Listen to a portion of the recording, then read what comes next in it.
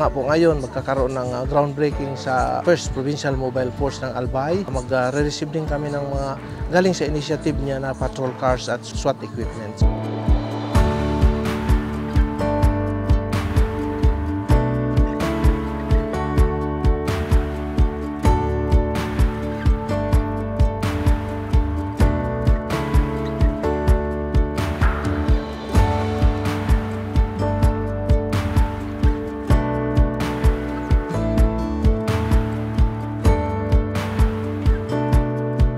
Napakaswerte po ng Police Regional Office 5 na may isang Congressman Saldico na buong puso niyang tinutulungan. Kami ay nagpapasalamat sa kanya. Walang humpay niya pong tinutulungan ang ating mga kapulisan. Pinapakita niya yung suporta sa mga materyales, sa mga administratibo, sa mga usaping legal. Binibigay niya sa Police Regional Office 5. Wala pong katapusang pasasalamat kay Congressman Saldico po.